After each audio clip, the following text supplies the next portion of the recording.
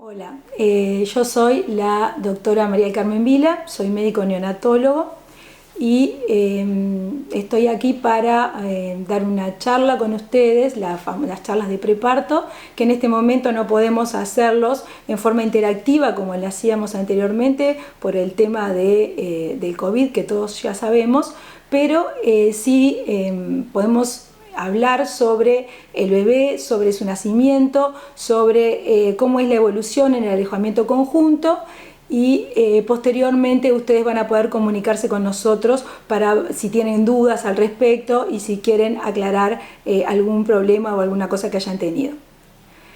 Con respecto al bebé, vamos a dividirlo en dos partes. Una cosa es el bebito cuando está dentro del útero materno y va a nacer, cuando hacemos la recepción del recién nacido, y por otro lado vamos a hablar del recién nacido cuando está con nosotros en el alojamiento conjunto. Quería recordarles que nuestro bebé en el útero materno está en otras condiciones que no son las condiciones que va a tener después que nace. Es un bebito que está en un ambiente con poca luz, que está con una temperatura constante de 37 grados, que inicialmente obviamente no tiene, va en forma progresiva, va adquiriendo muchos sentidos, entre ellos por ejemplo el sentido de la audición, que empieza a aparecer después de las 24 semanas. Empieza a comunicarse con su madre, con los movimientos, con el tacto, con las caricias, y respira y se alimenta a través de la placenta. Cuando el bebé comienza con su trabajo de parto y empieza a sufrir, como quien dice, un estado como de estrés, dado por todas las contracciones, y sale a un ambiente en el momento del nacimiento en el cual se enfrenta a un cambio de temperatura, con un ambiente mucho más iluminado del que estaba, empieza a respirar a través de los pulmones y no a través de la placenta como respiraba hasta ahora. La circulación sanguínea se tiene que adaptar porque esa circulación pasaba por la placenta para poder adquirir los nutrientes y poder oxigenarse, y ahora tiene que simplemente pasar por los pulmones del recién nacido y sus funciones pasan a ser totalmente diferentes. Comienza a tener otras sensaciones visuales, táctiles, olfatorias, auditivas, gustatorias, que van a influir en toda esta adaptación y en la evolución posterior del bebé. Y obviamente esta situación de estrés es importante en ellos, hay que saber reconocerla y hay que actuar para que esta adaptación se haga de la mejor forma posible. ¿Cómo nace mi bebé? El bebito nace, como van a ver en la fotografía, nace obviamente mojado, nace con un color azulado, especialmente de las extremidades, de las manos y de los pies. Muchas veces, por el hecho de pasar por el canal de parto, la cabecita, que tiene huesitos que no están soldados, se tiene que amoldar y por eso nace con una remodelación de la cabeza. Muchas veces, al nacer, tiene como una crema que está en su cuerpo, que se llama unto sebáceo, que es lo que protege la piel, que le da defensas y que le permite mantener la hidratación. A veces están hinchaditos, edematizado, con mucho pelo, mucho vello, que es lo que llamamos lanugo. Y obviamente el hecho de salir por el canal de parto hace que puedan tener algún hematoma o lo que se llama cefalohematoma o bolsa serohemática, que forman parte del traumatismo local que puede tener en el cuero cabelludo al pasar por el canal de parto. Y también puede tener otros elementos, como dice el angiomas y la mancha mongólica, que después vamos a hablar. En esta foto van a ver la recepción del bebé, en el cual ven, como yo les digo, las extremidades que son como más azuladas. Ven esa cremita blanca que es el unto sebáceo, ¿tá? Y van a ver, visualizan el cordón, etc. ¿Cuál es el examen inicial? ¿En qué consiste? El examen inicial, cuando el bebito nace, lo primero que hacemos es abrigarlo, taparlo con un campo caliente para evitar obviamente que se nos enfríe, dado que ellos se enfrentan a un cambio de temperatura totalmente distinto y les cuesta regular esa temperatura. En principio no se liga el cordón, antes se ligaba el cordón inmediatamente al nacer, ahora esperamos un poco para hacer la ligadura del cordón, esperamos por lo menos hasta que ese cordón se haga esté más pálido y la sangre esa que está en el cordón, que es sangre del bebé, vuelva a introducirse en el bebé y después hacemos la ligadura. Esto se ha visto que disminuye, es muy importante porque ha disminuido, por ejemplo, las anemias que se ven después en los lactantes, por eso es que tratamos de hacer la ligadura lo más tardía posible. Valoramos cómo se va coloreando, valoramos la piel, qué elementos pueda tener, como dijimos, los angiomas que se ven en la línea media, o una mancha que se ve generalmente en la espalda, o se puede ver en los miembros, que son por cambios raciales, que llamamos como mancha mongólica, pero que no tienen ningún elemento patológico, es normal de los recién nacidos. Vemos el cordón cómo está, que en general tiene que tener 3 vasos. Vemos cómo es la adaptación respiratoria, cómo es la adaptación hemodinámica. Medimos, tallamos al bebé y hacemos lo que es el test de Apgar. ¿Qué es el test de Apgar? El test de Apgar es una valoración de la vitalidad del recién nacido que nos permite valorar cómo se adapta al minuto de vida y a los 5 minutos. ¿Y cómo se mide eso?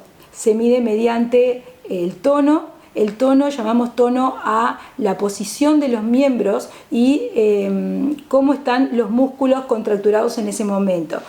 Los niños en general, cuando están en el útero materno, en la medida que van creciendo, obviamente el útero le va quedando como más chico y los niños se van flexionando, las manitas y los pies, los bracitos y las piernas están flexionadas. Cuando ese niño nace, lo primero que hace es flexionar las manos y los pies. Eso es el tono muscular y es normal.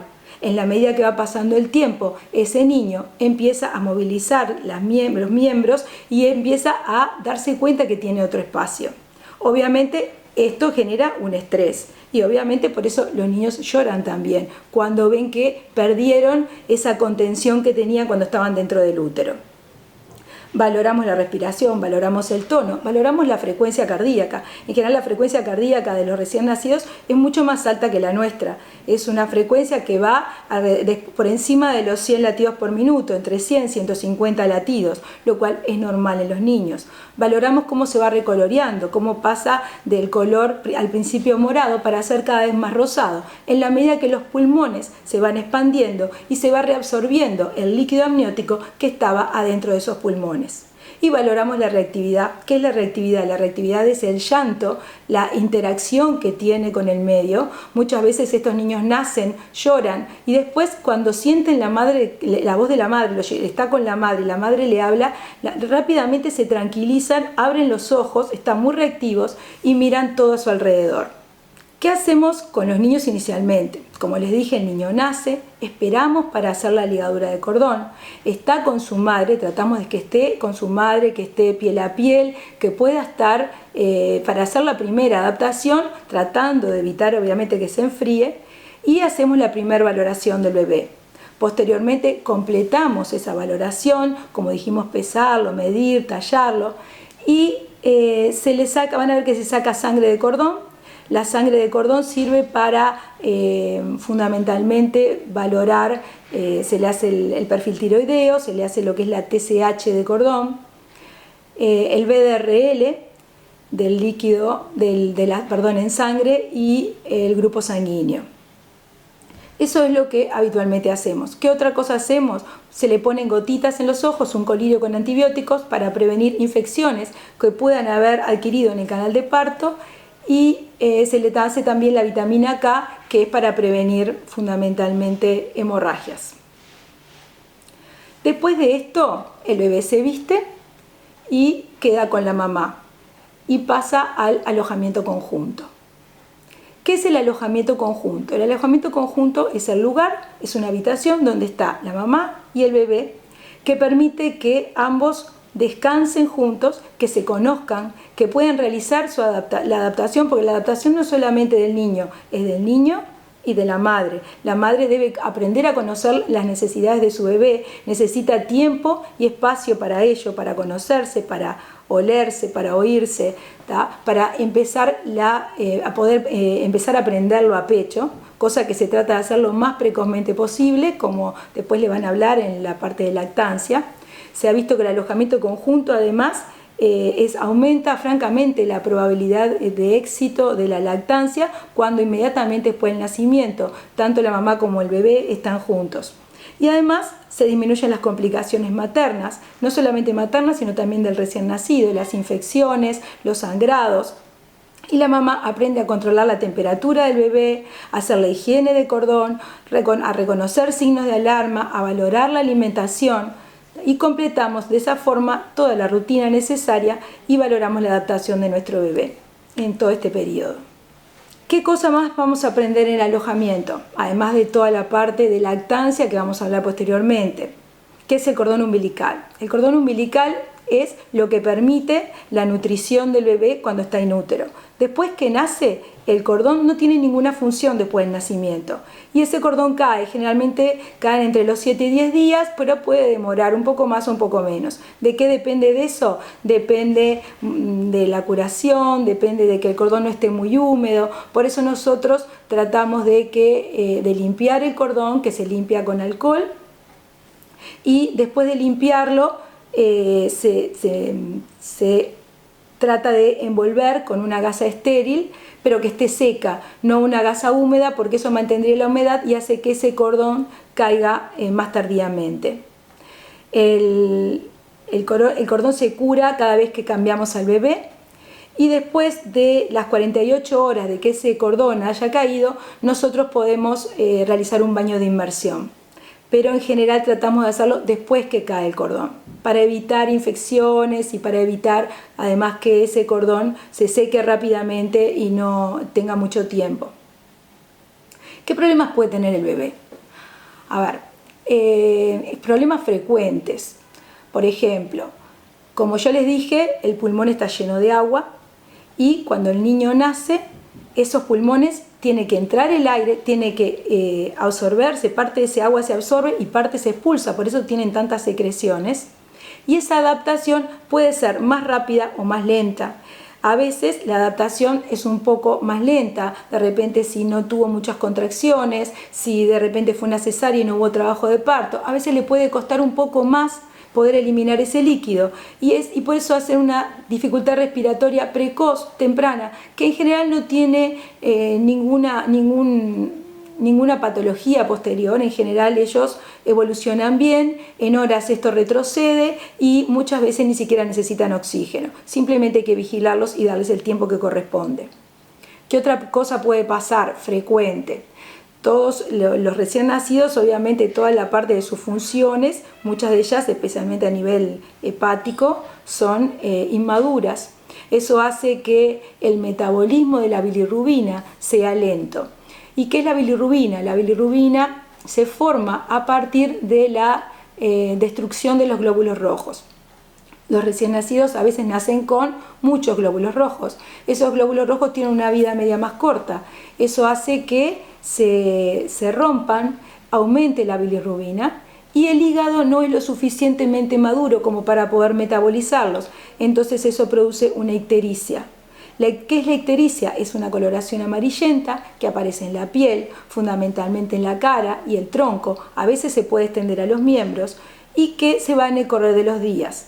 A veces simplemente con hidratarlo no necesita hacerse otro procedimiento y otras veces necesita el apoyo de una luz para poder aumentar ese metabolismo y disminuir los valores de bilirrubina.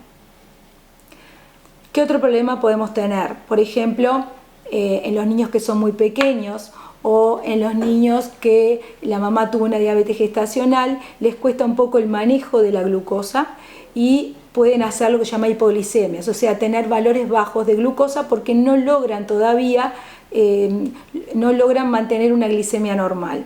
Entonces, nosotros lo que hacemos en esos niños es hacerles hemoglucotés seriados y eventualmente si el niño, a pesar de estar tomando pecho y alimentándose bien, ese niño presenta disminución de la glucosa en sangre, puede ser necesario hacer algún tipo de complemento. O si es muy importante, tener otra conducta. El enfriamiento es otro problema que ya lo hablamos y que obviamente va a depender de cada niño. Hay niños que obviamente nosotros los abrigamos y enseguida ellos termorregulan, incluso transpiran, que hay que tener cuidado con eso, tampoco hay que abrigarlo demasiado, pues el niño transpira mucho, después le sacamos la ropa, el niño se enfría. Hay que tener cuidado con el tema de la vestimenta. Tampoco nos podemos, lo importante para eso es el control de temperatura, no podemos llevarnos porque las manos están frías o los pies están fríos, porque en general los recién nacidos tienen las extremidades frías y eso en la medida que pasan los días va a ir cambiando, pero es un elemento normal en ellos. Bueno, después otro problema que podemos ver es que a veces pueden aparecer erupciones cutáneas. Los recién nacidos son de tener varios tipos de erupciones cutáneas que pueden ser en cara, en el cuerpo, algunos con unas manchas rojas que pueden a veces diseminarse en todo el cuerpo, que se llama eritema toxoalérgico, lo cual no quiere decir que el niño sea alérgico, es el nombre que se le da a este tipo de erupción y que es variable de cada niño. Por eso siempre aconsejamos que la piel del recién nacido es una piel muy delicada, que hay que tener cuidado qué cosas le ponemos arriba. Nosotros siempre aconsejamos fibras naturales contra la piel, evitar los perfumes, evitar talcos, evitar todo ese tipo de cosas, lavarlo con jabones neutros y tratar de que lo que esté contra la piel no tenga ni muchas tintas ni nada, cosa que puedan aumentar la reactividad de esa piel. Otro problema que pueden tener de repente a veces es dificultad para alimentarse. Hay niños que nacen, que no tienen ningún problema, se prenden enseguida a pecho materno, succionan perfectamente, pero muchos de ellos no están así, o porque el pezón de la mamá no está bien formado, o porque de repente el bebé duerme demasiado, o porque todo eso implica una adaptación. Y esa adaptación es a lo que nosotros apostamos desde el momento que nace el bebé. Y eso es lo que hablamos cuando hablamos de lactancia, que después nos referiremos a esto. El estrés, ya lo hablamos, a veces los bebitos pueden estar tranquilos, pero muchas veces hay bebés que lloran mucho y que la madre ya no sabe qué hacer y que, bueno, y que le dio de comer y que lo cambió y que lo limpió, pero que el bebé llora. Es muy relativo, la reacción al estrés y las primeras horas después del nacimiento depende mucho también de cada niño y de cómo sea cada niño y también de la contención que pueda darle su mamá, que para eso están juntos y es otra cosa de las que van a aprender. ¿Qué otra cosa hacemos con los bebés? Generalmente lo otro que se hace con los bebitos antes del alta, por ejemplo, es, como ustedes ya saben, la pesquisa neonatal. La pesquisa neonatal se les trae unas gotitas de sangre y eso nos sirve para descartar algunas enfermedades que son enfermedades raras, generalmente tienen un fondo genético. Y no es que nosotros vayamos a hacer una pesquisa de todas las enfermedades, pero sí de un grupo de enfermedades que es muy importante, porque si nosotros hacemos un diagnóstico precoz, muchas de estas enfermedades tienen tratamiento y pueden tener una buena evolución y un buen pronóstico, pero si nosotros no hacemos diagnóstico de eso, ese niño cuando realmente tiene los síntomas puede ser tarde. Por eso es importante que se cumpla el horario, que se cumpla, si la pesquisa se hace después de las 40 horas de vida, el niño tiene que estar por lo menos esas 40 horas para después realizar la pesquisa. Las emisiones otoacústicas es una es un screening auditivo que hacemos a todos los bebés en vistas a diagnosticar si tiene problemas auditivos o no. La BCG, se les hace la BCG, que es una vacuna para la protección contra la tuberculosis. Y lo otro que hacemos es medir la saturación de oxígeno de la hemoglobina. Y esto sirve para valorar, es un screening para valorar si el niño puede tener problemas de tipo respiratorio, fundamentalmente cardíaco. Y si esto nos da alguna alteración, tendremos que pedir algún examen de valoración. ¿Qué otra cosa podemos hablar de la evolución en sala de estos bebés? Una cosa que no hemos dicho, pero que no es menos importante, es que las primeras orinas de estos bebés son orinas hipercoloreadas y muchas veces la madre se asusta porque a veces deja como unas manchas que son como naranja, y esas manchas naranjas son sales que expulsa ese bebé, especialmente el primer día de vida, hasta que aumenta la diuresis y ya deja de tener esos elementos. Pero es importante que eso lo sepan.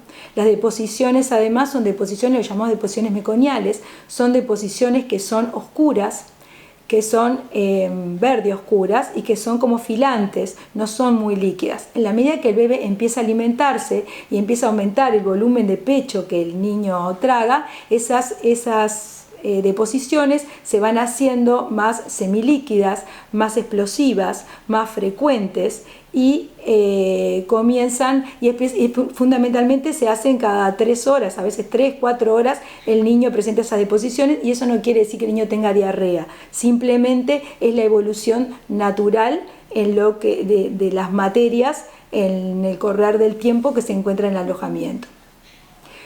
Esas materias, ¿por qué son tan líquidas? En general los niños, como hablamos hoy, dijimos que eran inmaduros, que muchos sistemas metabólicos del bebé son inmaduros a nivel hepático, a nivel digestivo. La lactasa, que es una enzima que actúa sobre la lactosa, muchas veces no es suficiente. Eso hace que las deposiciones sean más líquidas y sean ácidas. Entonces eso produce además un eritema en toda la zona del pañal cuando son muy frecuentes. Por eso es que nosotros tenemos que cambiar el pañal frecuentemente y limpiar esa zona para evitar la lesión de la piel, que es sumamente sensible a nivel de lo que es la colita, a nivel perineal. Y podemos utilizar obviamente cremas que ayuden para eso. ¿Qué otra cosa puede pasar? Pueden tener regurgitaciones, el reflujo, las regurgitaciones, los provechitos, como se dice habitualmente, son frecuentes. No se olviden que el niño, además de tragar la leche, traga también mucho aire, y después eso que hace que ese aire lo expulse, que es el famoso provechito, y pueden tener incluso expulsión un poquito de leche cortada también. Y lo otro que les vamos a enseñar, que es muy importante también, es toda la higiene del cordón, que creo que ya lo hablamos. Con respecto al baño, el primer baño ya lo dijimos, se hace a las 48 horas de caída del cordón. La primera salida es la salida del sanatorio, ya ahí tenemos la primera salida. ¿Qué nos importa de las salidas? Nos importa saber que estos niños son niños que tienen sus defensas bajas. Las defensas con las que nace son las defensas que le pasó la madre a través de la placenta. Pero después el resto de sus defensas de anticuerpos los tienen que ir formando ellos. Entonces son niños que son delicados, que hay que cuidarlos, y que si lo vamos a llevar a algún lado, tiene que ser en un lugar que tenga, en lo posible, no haya mucha gente, que no puede haber un hacinamiento de personas. Es preferible que si lo van a sacar, que lo saquen a un fondito o a una placita y que no lo lleven de repente a un shopping, donde ahí el riesgo de infecciones, especialmente respiratorias, es mucho más importante. Posición para dormir, que es lo que vamos a hablar. Cuando hablemos de las pautas del sueño seguro, hablamos de cómo va a dormir ese bebé. En general, los bebitos antes se les ponía boca abajo, tenían miedo de darlos vuelta, tenían miedo porque decían que se podían aspirar un vómito. Lo que se ha visto es que la posición más segura es el decúbito dorsal o lateral. ¿Qué quiere decir eso? Boca arriba o de costado. ¿Qué pasa si el bebito de repente vomita mucho, tiene ese reflujo fisiológico que es normal y que se puede ver en los primeros meses de vida? Si es muy importante, puede ser por dos cosas, o porque come mucho o porque tiene un reflujo, y por eso es importante que haga el provechito después de comer y después de ese rato, de un ratito, ustedes lo acuesten. Y tratar de acostarlo de esa forma, con la cabecita lateralizada, y si es posible, levantando un poco la cabecita, por ejemplo a 30 grados, pero no poniéndole una almohada, levantando todo el colchón, que todo el bebito esté a 30 grados, sin almohadas. No puede haber almohadas, no puede haber muñecos cerca de su cabecita, no puede estar tapado, ni tampoco abrigado demasiado, tampoco fumar en el hogar. Y acuérdense de esperar, si en lo posible, que haga el provecho antes de acostarlo. De la lactancia vamos a hablar rápidamente porque ustedes van a tener una charla sobre lactancia.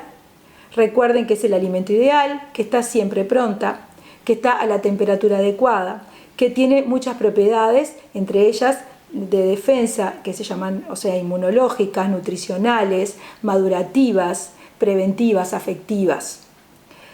Favorece el apego madre-hijo, favorece la rehabilitación corporal y previene enfermedades en la madre, lo cual es muy importante, y tiene factores protectores, como por ejemplo para el cáncer de mama, para la osteoporosis, etc. ¿Qué se requiere para una lactancia exitosa? En primer lugar, paciencia. Paciencia porque no todos los niños ni todas las madres son iguales. Los pezones de las madres son de diferentes formas y los niños pueden prenderse o no, tener mayor o menor dificultad, tener una boca más grande o más chica. Todo requiere técnica y paciencia y confianza con una técnica adecuada, y para eso es el apoyo que le vamos a brindar mientras estén en alojamiento con su bebé, en alojamiento conjunto. Hay que tratar, inicialmente recuerden que el bebé, lo que más nos importa es que el bebé aprenda a prenderse de la teta, acoplarse a la teta.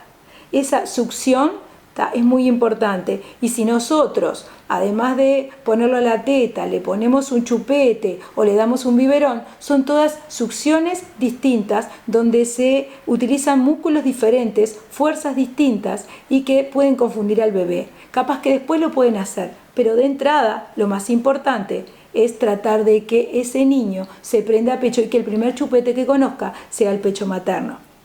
No estar pendiente de los tiempos. No es que lo puse en el pecho y bueno, y ya pasó 10 minutos y entonces lo paso para el otro lado. No, la lactancia en un niño de término normal es a demanda del bebé. El bebé se prende, es importante que el bebé además vacíe esa mama y después lo pasan a la otra, y no esperar los tiempos. Recuerden que la primer leche que sale es diferente la primer leche de la última. La última es como más concentrada, tiene más calorías y favorece la saciedad del bebé. Si ustedes le dan siempre la primer leche que sale de ambos pechos, es como que le estén dando una leche como más diluida. Por eso es importante que terminen de amamantar de un lado y después le dan del otro. Y si esta no la terminó, entonces lo que hacen a la vez siguiente es que empiezan a amamantar de la otra mama que no amamantaron la primera vez. Hay que respetar los periodos de adaptación, lo que llama la crisis de lactancia. Muchas veces nosotros le damos el pecho y no se olviden que el bebito, en la medida que va creciendo, cada vez va demandando más. La madre va a producir leche en la medida que la mama se vacíe y el nene succiona. Cuanto más vacíe y más succiona, más va a producir. Si el bebé va creciendo y empieza a demandar más, va a vaciar más, va a prenderse más seguido. Eso va a estimular que se forme más leche, pero eso no quiere decir que no le alcance y que ustedes tengan que darle un biberón. Por eso es importante los controles, por eso es importante ver cómo es el peso, ver cómo orina, ver cómo moviliza, y eso a ustedes les va a dar una pauta de si el niño se está alimentando bien o no. Acá en esta diapositiva está un poco lo que yo les estaba contando. Por un lado está un bebito succionando al pecho y por otro lado, al lado tenemos un bebé que tiene un biberón. Como ven, las flechitas muestran las diferentes fuerzas y los diferentes movimientos y van a ver que es diferente uno y otro. Por eso esa foto justamente, esta diapo la traje justamente para que puedan valorar esto que les estaba diciendo. Sensaciones. Creo que de las sensaciones hablamos. Lo que me quería detener un poco es, por ejemplo, fundamentalmente en la audición y la visión. La parte de la audición, como dijimos, empieza después de las 24 semanas. Y es importante no solamente porque ellos empiezan a reconocer sonidos, empiezan a reconocer voces, incluso las voces tanto de materna y paterna. Y por eso cuando el niño nace de término, que ya reconoce la voz de su madre y eso inmediatamente lo tranquiliza. Y eso es una cosa que se ve en el 100% de los casos. La visión en general al principio es de claros y oscuros, no es visión en colores. En la medida que el bebito va creciendo, empieza a ir adquiriendo, va mejorando y va madurando esa visión. Incluso la visión al principio tiene 30-40 centímetros y si ustedes lo evalúan eso, es la distancia que hay cuando la mamá pone a pecho al bebé, es la distancia que hay entre el rostro materno y la mirada del bebé. Por eso el bebé logra, le atraen las imágenes redondeadas, le atraen los claros oscuros, puede llegar a ver, no a reconocer, pero sí a ver el rostro de su madre y fija la mirada, lo cual es muy importante.